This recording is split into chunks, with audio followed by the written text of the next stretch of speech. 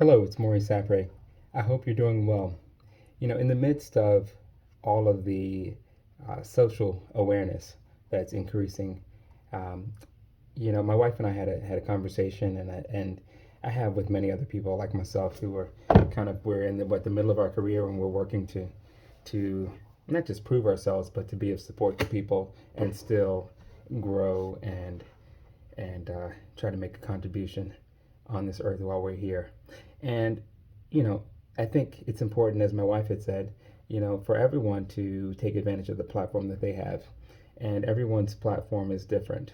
And many of us don't really talk about or share all of these struggles that we endure. Either they're too painful or we just take it for granted that we just go through them and we just keep going. So I figured I would share a couple of them today, right? So there's racial bias and all kinds of things that many of us deal with, and many times it's systemic, but you don't necessarily know where to expect to see it, and you go through normal processes and you think you're doing the right thing, only to find out all of a sudden the rug gets pulled out from under you. I'll give you a prime example. On my way to move to California, I came here with the idea that I was going to work for LA County.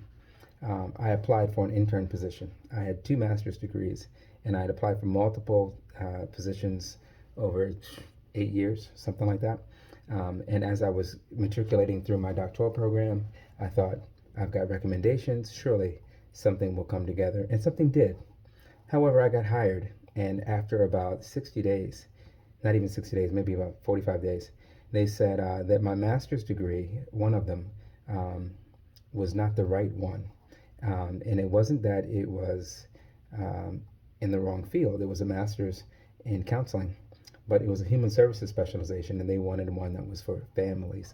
And we had the same coursework, and so given the fact that I was in a doctoral program, I figured, they hired me, and I had a master's in psychology also at that time, and so I thought it wouldn't be an issue. And some of us have had to have two degrees just to get the same entry level position that someone else might get with just having a bachelor's, right? And so these are the kinds of things that we endure. And what you need to do is take advantage of an opportunity to have a sponsor or mentor, someone who can kind of guide you. Thank God for people like Dr. Michelle Conover in my life who supported me and said, you know what? Hey, you've got something to offer. I got something to teach you. Let's go. So it's helpful to have that. When I was working in the financial industry full time, I was looking for a job, and I got kind of duped into working for a financial services company. And the interesting thing was, they said, we want somebody with a psychology background. So here it is, a financial company that could hire me to do psychological work, yet to encourage kids to get along with their parents was going to be too difficult for me to manage that job. It didn't make sense, right? But I took the job in the financial industry, and I got licensed to sell insurances and basically develop retirement plans in 6 days. And at that time, it was kind of unheard of. So they asked me to train other people. And then I started teaching classes on how to build rapport with clients and that kind of thing to kind of give insurance agents a better name. Now, the blessing in all of that is, in all of the detours and things that happened in the midst of bias and all these other things that happen, um, the good Lord works things out. The two challenges that people have when they come to therapy typically is around finances and communication.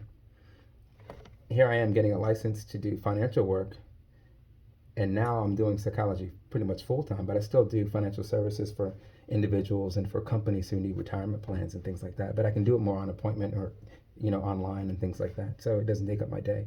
But the beauty of it is that I gain skills from one detour to work in another. So for all of you who go through racial bias, who go through all these different challenges, use it to your advantage. Keep going. Be strong.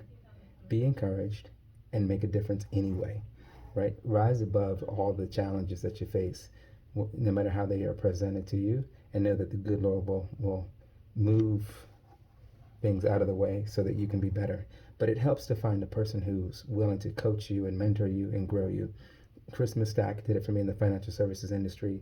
Dr. Connor has done it in the psychology industry. And so I'm just thankful for people like that in my life and family and people who've said, keep going, keep going, keep going. So no matter what you're going through, know that these things will happen. It doesn't matter what you look like. It'll be the school that you came from, or it'll be the skin color, or it'll be the program that you had, or it'll be the um, name of the school that you come from, whatever. The people will find something to use as a bias against you. It'll be who you date, or who you're married to, or what your kids look like. There's all kinds of things that people will pull out. And the reality is you can't control all of them, but you can rise above them. So be encouraged, do your best, and we'll keep sharing and tell you some of the other things as they come, and reflect on some of those things that we've overcome as well. But just thought I'd share those things with you. So be encouraged. All the best.